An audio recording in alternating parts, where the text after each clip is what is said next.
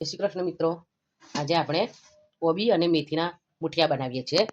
એના માટે મેં આ 1 વાટકી હાંડવાનો લોટ લીધો છે, 1 વાટકી ઘઉંનો કકરો લોટ લીધો છે, 1 વાટકી મકાઈનો લોટ લીધો છે, 1 વાટકી જુવારનો લોટ લીધો છે। આપણે બધા લોટનો ઉપયોગ કરીને મુઠિયા બનાવીશું। અત્યારે છોકરાઓ જુવાર, મકાઈ, બાજરી બધું ખાતા નથી, એટલા માટે મેં બધા લોટ એમાં એડ કર્યા છે। હવે આપણે કોબી જ લઈશું। અમે ગામડે ગયા હતા, ત્યાંથી કોબી તાજી તોડી લાયા હતા ખેતરમાંથી। કોબી જ લીધી છે। થી લઈશું, લીલા ધાણા લઈશું, લસણ લઈશું, આમાં મીઠું નાખીશું, હળદર નાખીશું, થોડું લાલ મરચું પાવડર નાખીશું, દહીં, લીલા મરચાં, લસણ, આદુની પેસ્ટ અને ગોળ નાખી અને મેં મિક્સ કરીને 10 મિનિટ મૂકી રાખ્યું હતું। એ મિશ્રણ હવે આપણે હમણાં ઉમેરીશું। માટે તેલ ઉમેરીશું।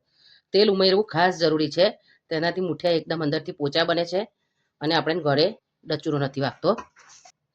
5 ચમચી ખાવાનો સોડા ઉમેરીશું। બધી વસ્તુને આપણે મિક્સ કરી લઈશું। બેસન ઉમેરીશું।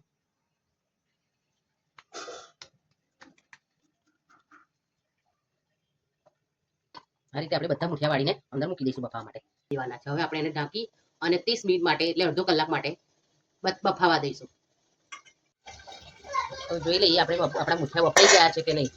જો આપણા મુઠિયા સરસ રીતે બફાઈ ગયા છે। હવે તેલ ગરમ થઈ ગયું છે, આપણે સૂકા મરચાં નાખીશું વઘારમાં અને રાઈ ઉમેરીશું। આવી રીતે સમારી અને પછી ઉમેરીશું।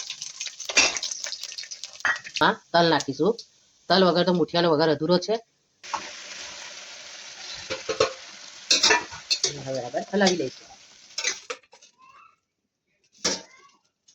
ગ્રીન ચટણી સાથે મેં એને સર્વ કર્યા છે।